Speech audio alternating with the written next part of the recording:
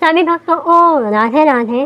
तो जैसा कि आप सभी भक्तों को पता है कि श्री कृष्ण का जो जन्म है वह भाद्र माह की कृष्ण पक्ष की अष्टमी तिथि रात्रि 12 बजे हुआ था और उनका पूजन भी रात्रि 12 बजे किया जाता है और उनका जो व्रत है वह रात्रि 12 बजे उनका पूजन भोग लगा और उनके पूरे महाभिषेक के बाद उनके पंचामृत से ही व्रत को खोला जाता है।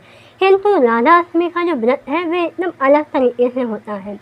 राधा अष्टमी का जो जन्म है वह भाद्र माह की शुक्ल पक्ष की अष्टमी तिथि दोपहर 12 बजे हुआ था, क्योंकि राधा रानी का मानना था कि मैं अपने भक्तों को ज़्यादा कष्ट नहीं दूंगी, मैं अपने भक्तों को ज़्यादा देर तक उपवास नहीं रखने दूंगी, इसीलिए उन्होंने अपना जो जन्म था वो दोपहर 12 बजे किया था।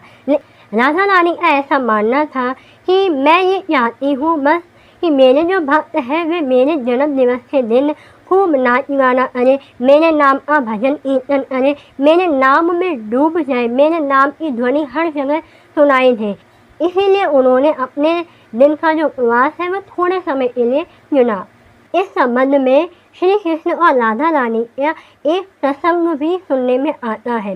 राधा रानी ने भगवान श्री कृष्ण से पूछा कि हे गोविंद, जब आप द्वापर युग में जन्म लेने जा रहे हैं तो आपने अपने जन्म का जो समय है वह रात्रि 12 बजे ही क्यों चुना? इससे तो आपके भक्तों को बहुत कष्ट होगा, उनको रात्रि में जागना पड़ेगा और उनको आपके लिए भोग प्रसादी वगैरह बनाना पड़ेगा। आपके भक्त पूरा दिन उपवास करेंगे और रात्रि 12 बजे फिर आपका पूजन करेंगे, इससे तो आपके भक्त कष्ट में आ जाएंगे। तब श्री कृष्ण ने राधा रानी से कहा कि हे राधे, जब मैंने त्रेता युग में राम अवतार लिया था, चंद्रदेव को बहुत ही ग्लानि हुई थी।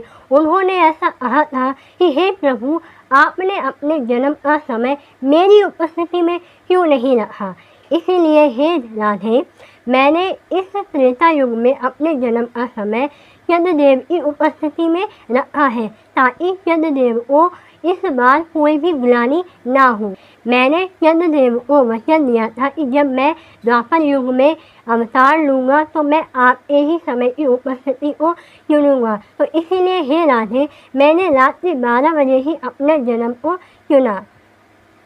और वैसे भी भक्तों अगर देखा जाए तो प्रभु के जन्म की परिस्थिति ही बहुत ही अलग थी। जैसा कि सभी को पता है कि कंस भगवान को मारना चाहता था और रात्रि में ही भगवान श्री कृष्ण का जन्म हुआ था। सारे पहरेदार सो गए थे और वैसे भी भगवान श्री कृष्ण को कोई नहीं मार सकता है। अब भगवान की लीला वही जाने। वो कहते हैं ना, तेरी माया आना पाया कोई पार, कि लीला तेरी तू ही जाने। तो बोलो राधे राधे।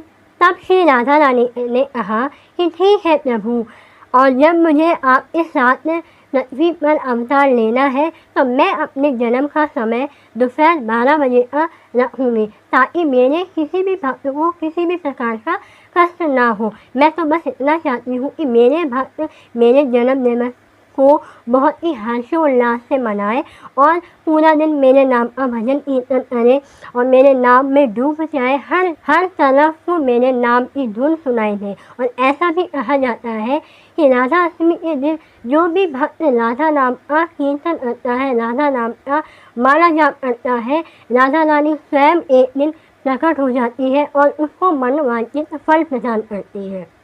इसीलिए राधा अष्टमी का जो व्रत है वह दोपहर 12 बजे तक ही रखा जाता है और दोपहर 12 बजे ही राधा रानी का पूजन किया जाता है। लेकिन कुछ भक्त ऐसे हैं जो राधा अष्टमी का व्रत अगले सुबह ब्रह्म मुहूर्त में खोलते हैं, लेकिन जो भक्त 12 बजे तक ही व्रत रखते हैं वह व्रत भी माना जाता है, उससे भी राधा रानी प्रसन्न हो जाती है।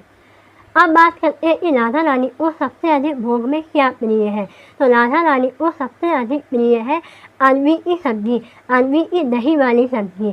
तो आप राधा रानी को भोग में अरवी की सब्जी ज़रूर बनाएं और उनको पसंद है कढ़ी चावल, तो आप कढ़ी चावल भी अवश्य बनाएं। और मीठे में आप चाहे तो खीर बना सकते हैं या फिर कोई खोया की मिठाई बना सकते हैं। और वैसे तो आप राधा रानी को भोग में कुछ भी अगर भाव से लगाएंगे तो राधा रानी उस भोग को स्वीकार करेंगी। और भोग लगाने के बाद आप उसी भोग से उसी व्यंजन से अपने व्रत को खोल सकते हैं। और दशमी के दिन राधा कृपा कटाक्ष का जाप करना बिल्कुल ना भूलें। तो मिलते हैं नई रोचक जानकारी के साथ, तब तक के लिए राधे राधे।